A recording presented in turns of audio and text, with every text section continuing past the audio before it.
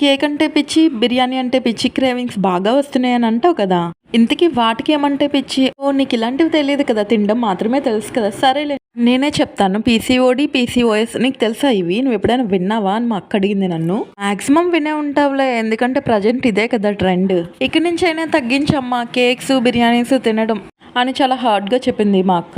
ఇప్పుడెందుకు ఈ స్టోరీ అంతా చెప్తున్నావు అని మా అక్కని అడిగితే, మా అక్క అంటుంది కాలీఫ్లవర్ పకోడీ చేస్తున్నావు కదా! అందులో మైదా వేసావు కదా! ఆ మైదానే మెయిన్ ఆపేస్తే తినడం చాలా మంచిదమ్మా అని చెప్పింది. అక్క చెప్పిందని కాదు గానీ 100%లో 80% ఇది నిజమండి.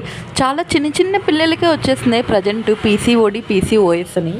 దీన్ని క్యూర్ చేయడం కోసం హాస్పిటల్స్‌కి తిరిగి చాలా ఖర్చు పెట్టేసి మెడిసిన్స్ అవి యూజ్ చేసేసి ఇదంతా వేస్ట్ అండి. మరేం చేయాలి అంటే ఫుడ్‌లో కొంచెం చేంజెస్ చేసుకుంటే సరిపోతుంది. వెజిటబుల్స్ ఎక్కువగా తినడానికి ట్రై చేయండి. బయట ఫుడ్ అయితే అసలు అవాయిడ్ చేసేయండి పూర్తిగా. ఆకుకూరలు వీక్లీ 2 టైమ్స్ అయినా తినండి. ఇలా చేస్తూ కొంచెం వాకింగ్ కూడా చేస్తూ ఉంటే మీ పీసీఓడీ, పీసీఓఎస్ ఉంటే తప్పకుండా తగ్గుతుంది. మా రిలేషన్‌లో ఉన్న అక్క కూడా సేమ్ పద్ధతిలో క్యూర్ చేసుకుంది. సో, అందుకే ఇంత కాన్ఫిడెన్స్‌గా చెప్తున్నాను. సరే వీడియో విషయానికొస్తే కాలీఫ్లవర్ పకోడీ చేశాను. టేస్ట్ అయితే బానే ఉంది గానీ ఆయిల్ అయితే చాలా ఎక్కువ పీల్చుకుంది.